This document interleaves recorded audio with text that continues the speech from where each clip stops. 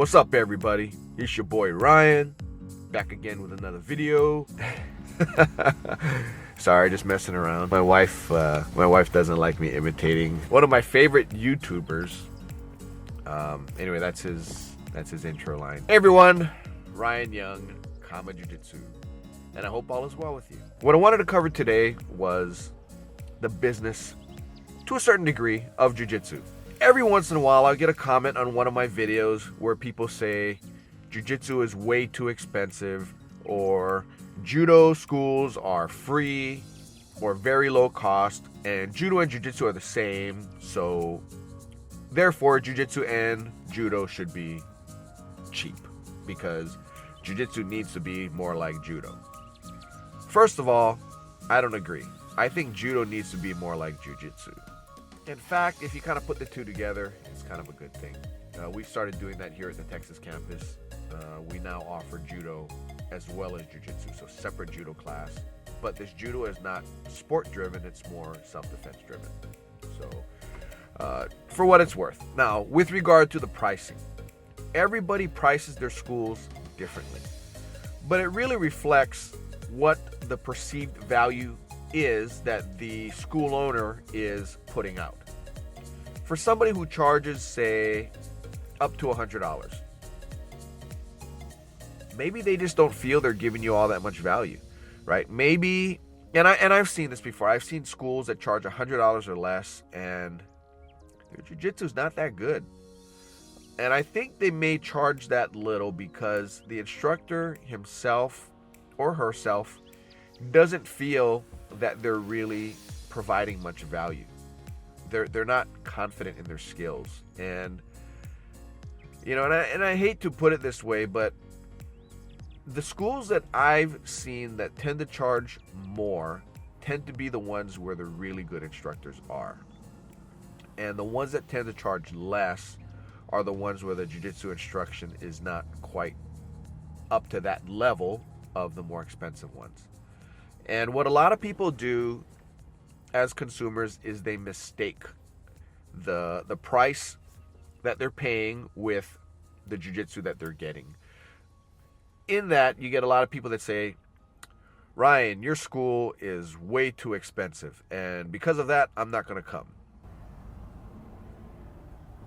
Okay, that's fine. On the other hand, I have students telling me, your price is higher than everywhere else I've seen, but I would rather pay the money and train with you or with Dave than anywhere. There's no secret as to why Dave gets brought out to do seminars, and he's paid good money for it. And there's also no secret to why people will spend $500, $550 in a single session with Dave doing privates. It's because if you want to learn what a lot of people see as the best jiu-jitsu, you're going to need to pay for it, right? If you want to take a private from Grandmaster Hicks and Gracie, you're talking $1,000 minimum, right? Just for some of his time. If you go to his seminar, if you go to one of the Hicks and Gracie seminars, what are they, $200 each now? Whereas a world champion will charge $50. You know, a UFC fighter, a top-level UFC fighter may charge $100. But people pay and they sell out Hickson's seminars. Having him do 200, 300, 400 people, it's not unheard of that pay full price, right? So you can look at it and say, Hickson's a ripoff. You'll say that because you haven't gone yet and you haven't seen what he teaches. Now, with regard to the school, right? Like I said, it's a business. Now, in Judo, it's everything is supply and demand. You know, what is the supply of good quality teachers versus the demand for a good quality teacher? It's simple. If you have a good quality teacher, then people will pay up for it. And if you don't have a good quality teacher, people won't pay up for it. Now, for some people, price is everything, and they're just going to go wherever they can afford to go. But then they're going to go and message us here on the channel saying, oh, my school does only sport. Or I'm doing jiu-jitsu, but I'm having to pay for membership over at Gracie University so I can learn the self-defense stuff. So they're really willing and able to pay more but maybe their locality doesn't offer what they're looking for, or they may just be, I'm only going to spend $100 a month on jiu-jitsu, and I don't care what jiu-jitsu I get. Jiu-jitsu is jiu-jitsu, and I'm just going to spend $100 and that's it. That's fine too.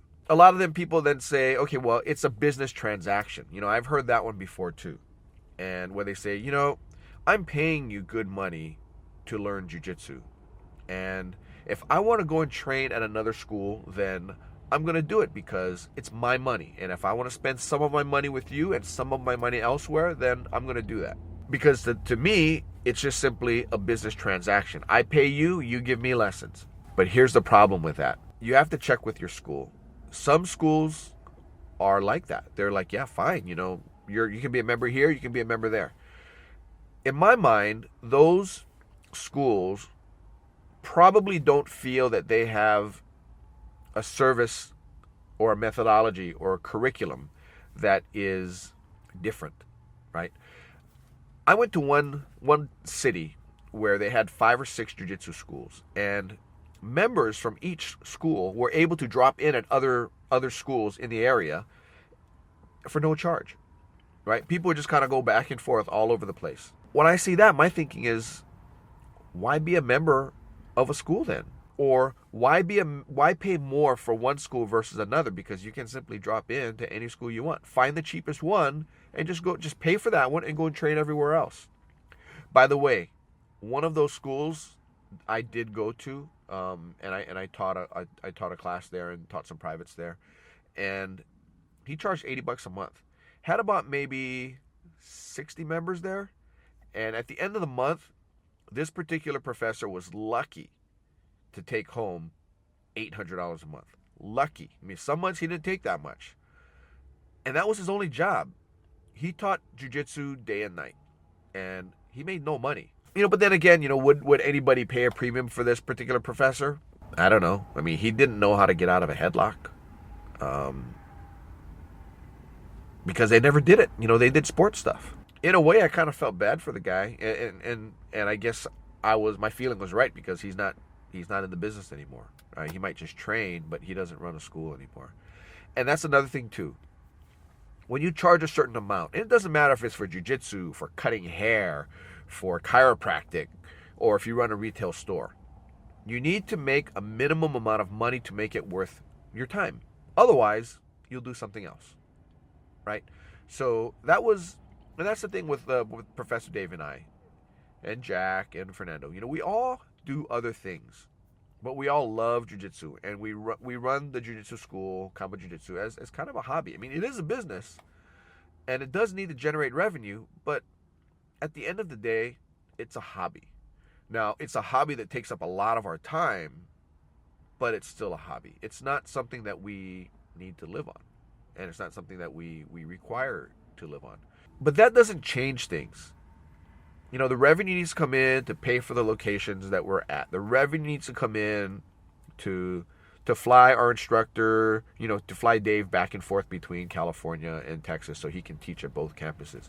To have get-togethers with the members. When we have get-togethers with the members, it's not a potluck thing.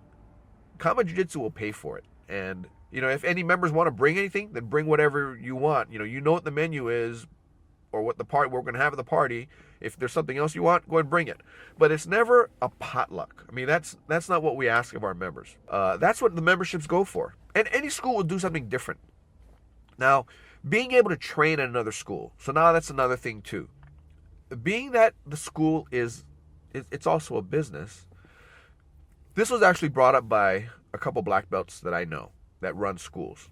With them, they do not allow their members to train at other schools, because their belief, and they're old school, their belief is that you're a member here, you've learned your skills here, and now you're also helping to build up the members here as well. So we all kind of help each other. In the end, it gets to be a big circular thing where we all help each other. You got helped, so now you're helping somebody else. If you go and take that skill elsewhere, then you're not helping your team on the one hand. Remember, jiu-jitsu back in the old days is very, very tribal. Very tribal. Almost to the point where another school is like your enemy school. It's not simply a rival school, it's like an enemy school. I mean, you come across each other in a bar, there might be a fight, right? Now, it's less so these days. You don't have really that type of animosity anymore, but still you do kind of have that old school feeling going through there like that. If you go and train at another school, your professor may go, "Why are you sharing our stuff with them?" Now, granted, there are a lot of common things as far as jiu-jitsu, right? An armbar is an armbar. However, one school may set up the armbar different from another school, and as a result, they may think they have an advantage. They may think that's their competitive advantage over another school, where the finish is the same, but everything leading up to the finish is different. That's one thing. Another thing is these old school professors would tell me how they would think that if their student goes and trains somewhere else, then the perception is that they're not happy at their school, so now they're looking for something else outside. On the other hand, you have professors like Professor Dave. Dave has always been where, yeah, if you want to go to an open mat, then go. Just go and train over there. But wear your Kama Jiu-Jitsu Gi because you represent Dave. That was always his thing. And you're going there not as somebody looking for a new school, you're going there to train. So in that way, Kama Jiu-Jitsu might be kind of a hybrid in that sense. Where, if our members want to go, if they're welcomed at any open mats, by all means, go and do so. You do it wearing your gi, just to show that you're from Kama Jiu-Jitsu. Be respectful and all, but, you're clearly a representative of Kama Jiu-Jitsu. Now, there's one thing that, in Jiu-Jitsu tends to be very, very, a high percentage of the members are men. And when you have that situation, you tend to have banter going back and forth between guys. I have to say, and this was maybe almost 20 years ago now, I was at my friend Brad Jackson's school at that time. This was probably in the late 90s or maybe the early or mid 2000s. And it was probably the early 2000s.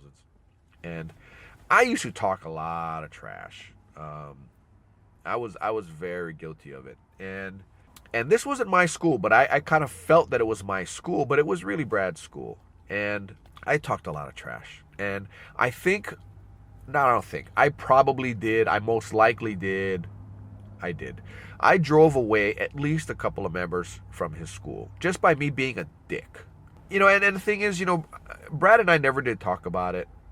But now that I think about it, now that I run a campus of my own, I see it. And I feel horrible about it. The thing is, though, when you're at a school, you need to conduct yourself in a really good way. And that's the way our school tries to run. There's still going to be that conversation that goes back and forth, but, you really need to kind of make sure that you keep it in check to a certain level and make sure you know your members well enough. Because in the end, it is a business. And every member that I caused to leave Brad's school was money out of his pocket, money out of his budget to buy clothes for his kids and put food in their mouths. And that's a lot of growing that I had to do as a person. And I have to realize. So now, you as a member, you need to look at it. If you like the school that you're at, if you feel that your school provides value to you as a person, in addition to whatever you're paying, then you need to treat it like your business, right? And we've got members that do that, members that really take a leading role in our school and really try to contribute to the betterment of the school in all aspects, and they represent our school well. That's a good feeling to have as somebody who runs a school. If you like the school that you're at, treat it like it were your business and look out for it. Treasure it. Protect it. Don't give any impression that you don't have great affection for the school. And always make sure you communicate. So if there's something that you want to do, let's say you're relatively new, maybe 6 months to a year or something, and you wanted to go to other schools, or maybe you do travel. And I did a video on this a little while ago about if you travel and going over to train. Make sure I don't want to say clear it with your professor or your school owner, but talk to him or her about it and find out what their thoughts are, right? For me, training outside prior to black belt, I never really did it. You know, I would get offered to go, hey, you know, let's go train over at this person's school, and I'd be like, nah. And it'd be why? And for me, it was because there's so much I need to learn from Dave still. Why am I going to go learn from somebody else? Dave has forgotten more than I know. So if that's the case, I need to go and learn more from Dave. Because for me, at least, it was, if he's my professor, I want my game to be like his. And I had trained with enough black belts by then to know what was out there. And because of that, I knew where I wanted to be. But that was me. You may be not as far along in your journey, and you may go, I want to see what he's like. I want to see what he's like.